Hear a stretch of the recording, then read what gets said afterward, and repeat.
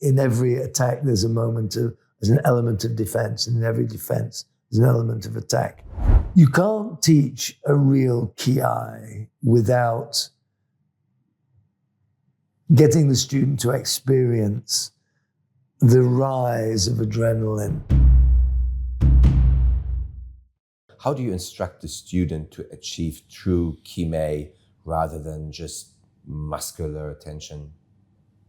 Okay, Kime, they talk about there being Kime points in kata, and Kime to score a point in a competition, or Kime in a technique executed in the dojo. Kime means a commitment to that technique, because we're talking about techniques. A technique is thrown for one of 2 or 3 reasons. It can be thrown as a feint, it can be thrown as a fake, or it can be thrown to hit. Okay, doesn't matter how we define that hitting. So it can be in the dojo, it can be in the street, it can be in the tournament. Okay, so, but we've got to commit. We've got to put our heart and soul in whatever it is that we're doing. Now, I'm not sure if we spoke about it the last time we talked, but we talk about in every attack there's an element of defense, and in every defense there's an element of attack. What they're saying is that there's a yin and yang to everything that we do. As you're getting away, as you're defending, you've got to be ready immediately to go on the attack, and vice versa. When you go on the attack, you've got to immediately be ready to go on the defensive.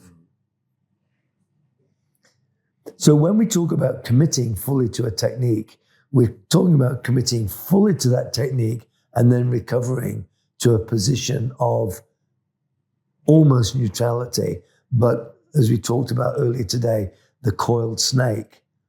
So the Kime is the finishing point of a technique, but immediately recovering into that coiled state where you're ready to strike again.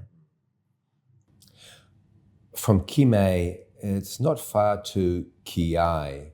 So would you describe your methodology for teaching, let's say, a new student the proper use of Kiai, emphasizing its role in terms of Kime beyond simply just making a noise, for instance? In that context, Ki is spirit. A is bringing together.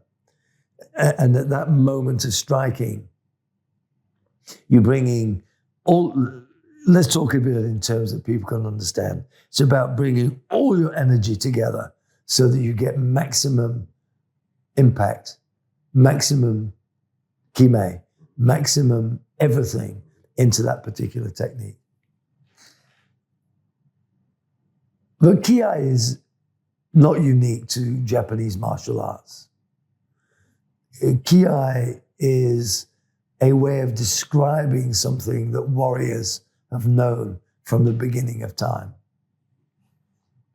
When the Spartans were fighting the Persians, as the Spartan thrust his sword, he would Kiai. Okay, he wouldn't call it Kiai. He would call it something else. But it was bringing all of that energy together at that moment of that decisive moment of the battle or of the fight.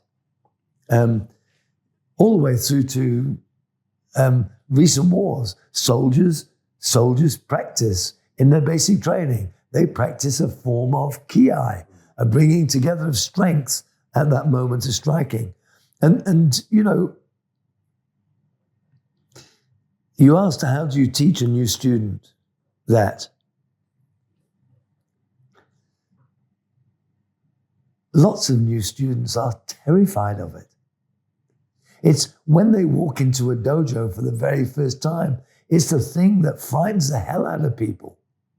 What's this shouting, and what's all of this noise and this overt aggression?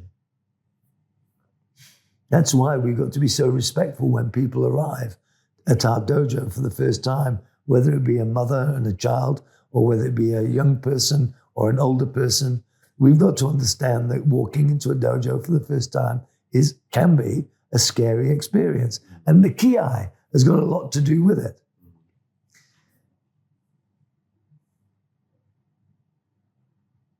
You can't teach a real Kiai without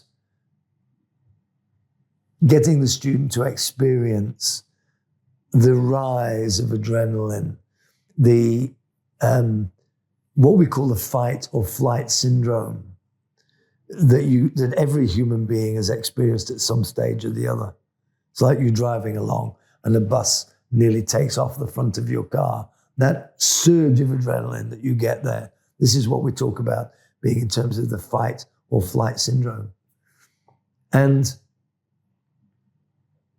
when you experience that, so you're driving along and this truck nearly takes off the front of your car, you get that, whoa, and you go, damn, or fried sausages, or whatever it is that you say when you get a sudden burst of adrenaline. It's often words that we probably don't want to put in this conversation. All that's happened is that the Japanese have formalized it. They've said, okay, what is it? What are we going to call it? Because if you can call it something, you can actually teach it easier. If you codify something, people understand where it fits in the process.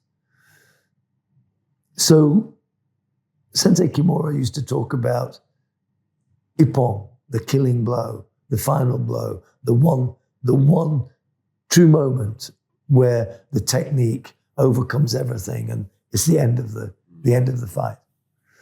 And that's very often, that concept of ippon is very often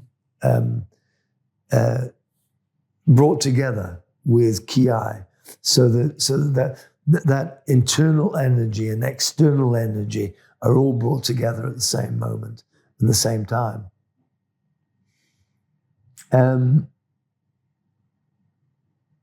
People often say to me, Sensei, what should I say when I Kiai?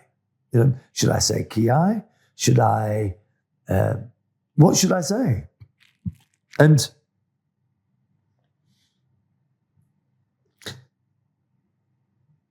Sensei Ronan, actually, one of our instructors, actually explained it best of all. I heard him talking to a group of beginners who were asking that question.